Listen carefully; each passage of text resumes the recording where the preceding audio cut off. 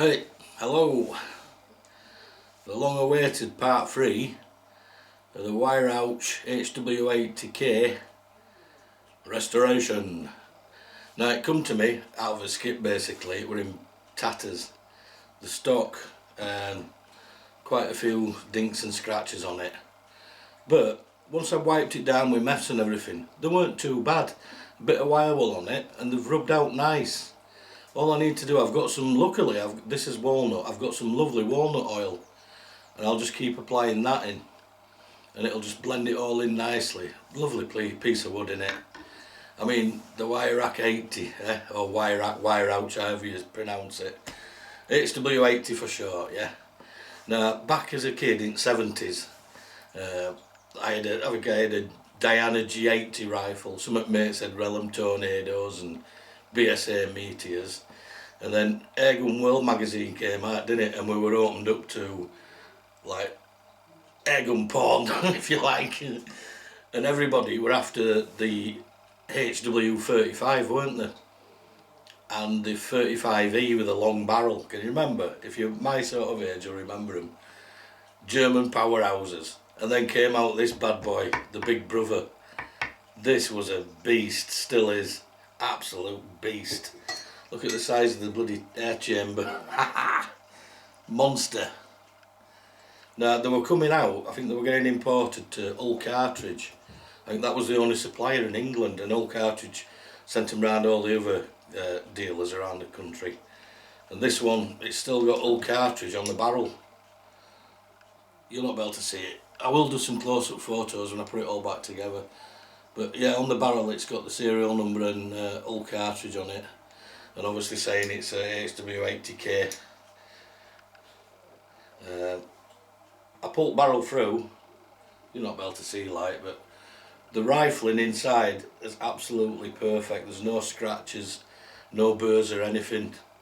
The crown's fine, nobody's tried to shorten the barrel. It is actually a carbine barrel. Well impressed, and again, it were covered in rust, all the metal parts, the barrel, the air chamber, totally covered in surface rust as it turned out. So I got all that off. There were a few little deep bits, but they're just pitted here and there. And I've got some touch-up blue. I've totally degreased it, cleaned it off, got all the rust off, degreased it, and I've got some Phillips gun blue. It's a cold blue, and I'm going to apply that. I'm not going to take it back to the bare metal. There's no need. I want to keep some keep the history in it, you know what I mean, because it is, I mean, what, I looked at the serial number, you can date them, and my one, it was made in 1995, maybe 96, that sort of era, from the serial number I've got. So I mean, I don't know if they're still in production, the 80, but they carried on up to, I don't know when to be honest, but probably the best spring-powered brake barrel air rifle in the world ever. Absolutely bloody awesome.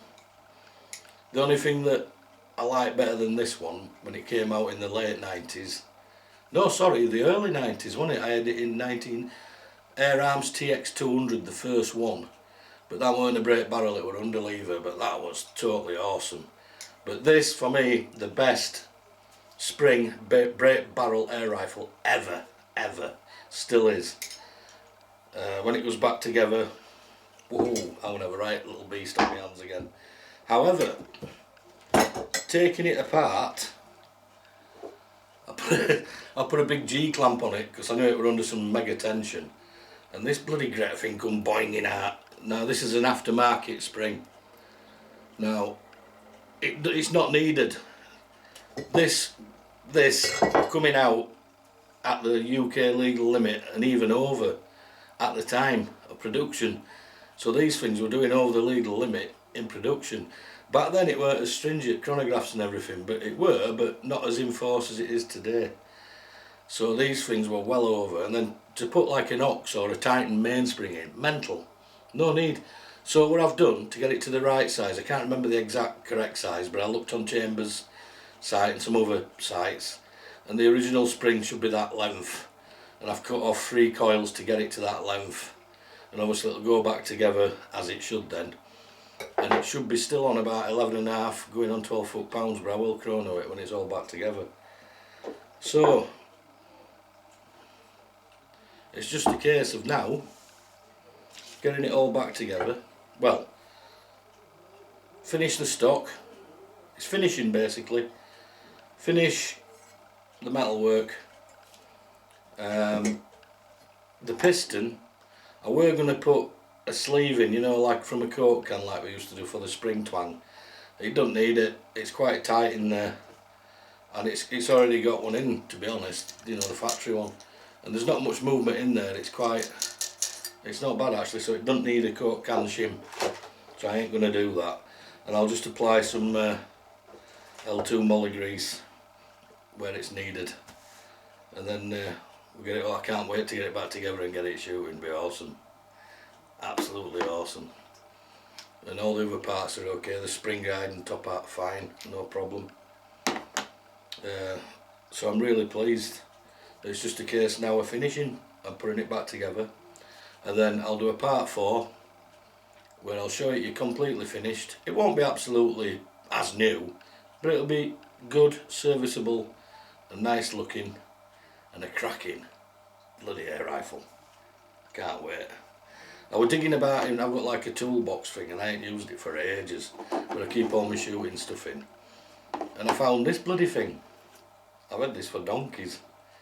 If you know what it is, put it in the comments. If you were in the army during my time, or in the forces, you'll know what that came off, or what it came with.